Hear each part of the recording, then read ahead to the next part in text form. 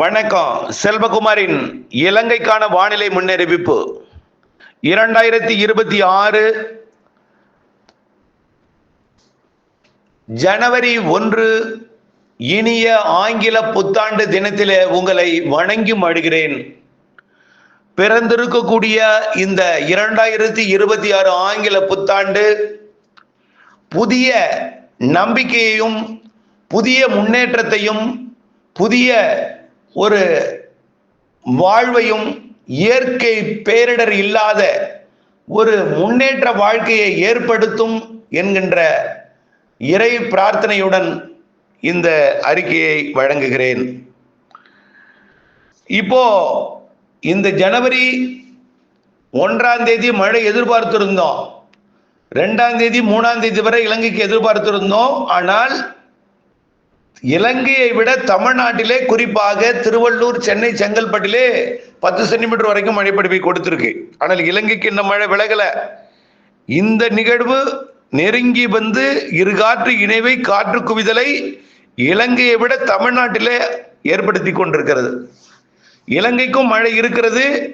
இன்றைய நாளை பொறுத்த வரைக்கும் மழைப்பிடிப்பு தொடங்கி தொடரும், விட்டு விட்டு மழை இருக்கும். இதை விட வரக்கூடிய 8ஆம் தேதிக்கு மேல், அதாவது சரியா சொல்லப்போனால் 6ஆம் தேதி தொடங்கும் மழை 7ஆம் தேதி தீவிரமடைந்து 8ஆம் தேதியிலிருந்து 12ஆம் தேதி வரை அச்சுறுத்தும் மிக கனமழை பொழிவு கண்டிப்பாக கொடுக்கும்.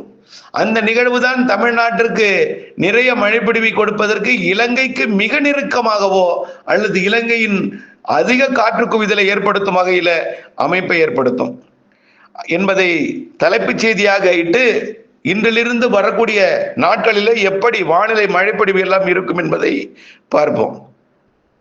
இலங்கைக்கு இன்றைக்கு வடக்கு கிழக்கு மாகாணங்கள்ல நல்ல மழைப்பொழிவை இப்பொழுது கொடுக்கும். இன்றைக்கு காலைக்கு பிறகு இன்றைக்கு மதியம் மாலை முன்னிரவிலே ஒட்டுமொத்த இலங்கைக்கும் மழை இருக்கும். வடக்கு மாகாணங்களை விட பெரும்பாலான தெற்கு 90% பகுதிகளில் நல்ல மழைப்பொழிவை கொடுக்கும். இன்றைக்கு மழை விலகவில்லை, நிகழ்வு விலகவில்லை.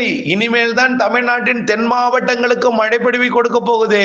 அப்பதான் அது இலங்கைக்கு மழைப்பொழிவை கொடுக்கும். எப்பொழுதுமே சென்னைக்கு மழைப்பொழிவை கொடுக்கும் போது இலங்கையோட வடக்கு பகுதி வழியாகத்தான் அந்த மழை மேக குவியல் எல்லாம் ஏற்படும். ஆகவே இனிமேல் தான் தமிழ்நாட்டோட மேற்கு தொடர்ச்சி மலைப்பகுதி கேரளாவிற்கு மழைப்பொழிவை கொடுக்க போகிறது. அப்படின்னா அந்த மேக குவியல் என்பது இலங்கையை தாண்டி தான் போக வேண்டும். இனிமேல் இன்றைக்கு பகல்லையும் இன்றைக்கு மாலை இரவிலையும் இலங்கையோட மழைப்பொழிவு சற்று அதிகரித்து காணப்படும். ஆனால் டிட்வா புயல் போல ஒரு பாதிக்கும் மழை அல்ல.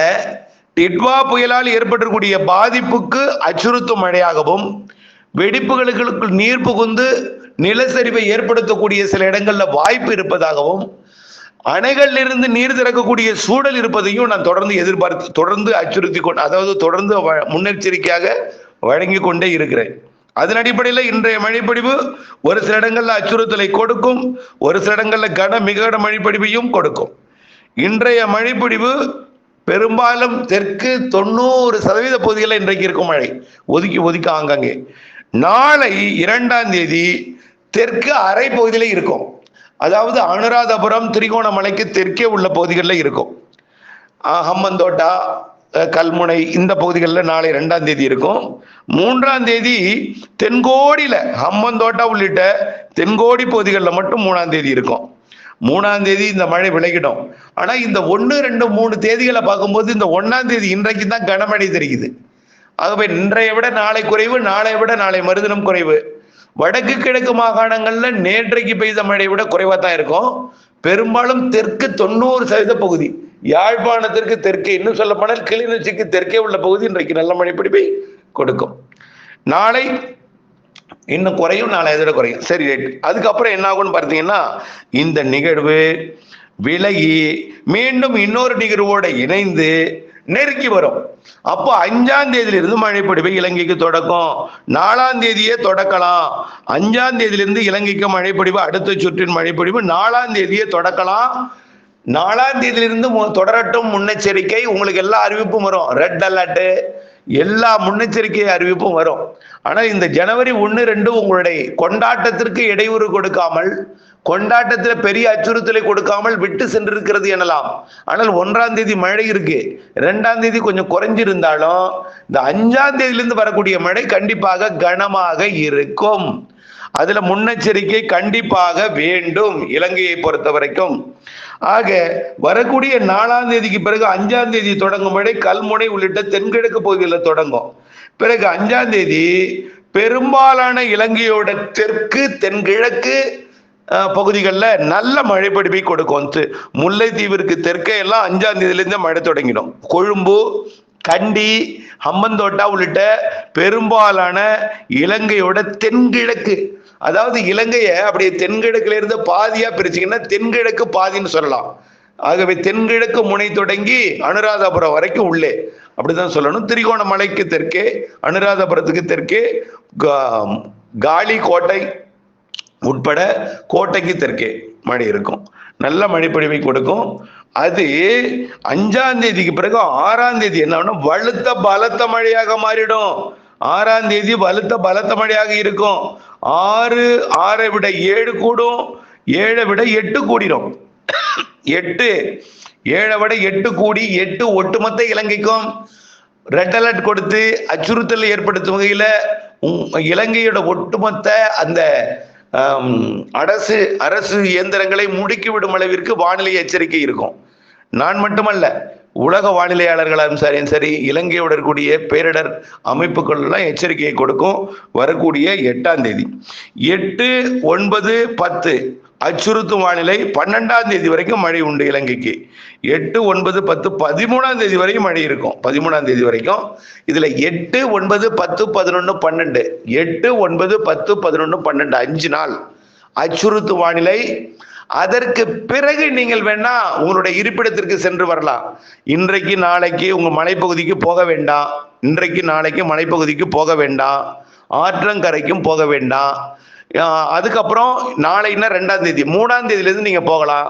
3, 4, 5 இந்த 5ஆம் தேதி கூட வேண்டாம். 3, 4 இந்த 2 நாளும் நீங்க வேணா கொஞ்சம் மலைப்பகுதிக்கோ போய் பார்க்கலாம். ஆனால் வேண்டாம். ஏன்னு வச்சுங்களேன், இப்போ இன்றைக்கு பெய்கிற மழை உடனடியாக அது ஒரு பாதிப்பை ஏற்படுத்தாது. திடீரென்று ஒரு விலகி நிற்கும், அது அச்சுறுத்தலை ஏற்படுத்தும். என்ன சார் அச்சம் மூட்டும் வகையில நான் சொல்றேன்.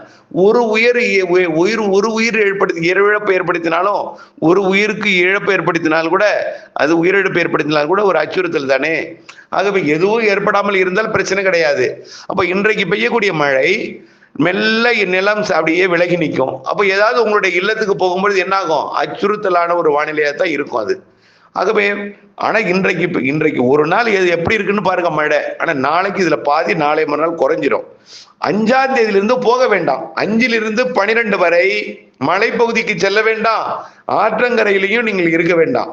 என்ன சார் டிட்வா புயல் போல் மறுபடியும் எச்சரிக்கை? அப்படி கிடையாது.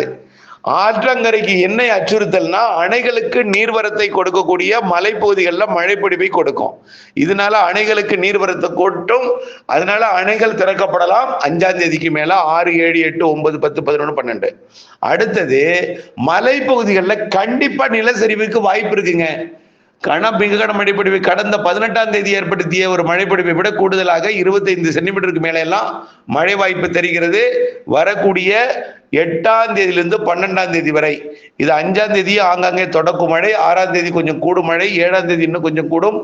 8, 9, 10, 11, 12 மிக கனமழை, ஓரிடங்களில் அதிக கனமழை, அதீத மழைப்பொழிவு கூட வாய்ப்பு இருக்கு. 8, 9, 10, 11, 12 8, 9, 10, 11, 12 5 தினங்களுக்கு நீங்கள் முன்னெச்சரிக்கையுடன் இருக்க வேண்டும்.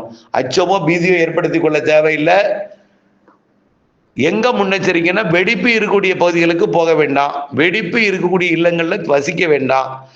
அதே போல ஆற்றங்கரையில அணை நீர் திறக்கப்படலாம் என்பதனால ஆற்றங்கரை வெள்ளம் பாதிக்கக்கூடிய பகுதிகளில் இருக்க வேண்டாம்.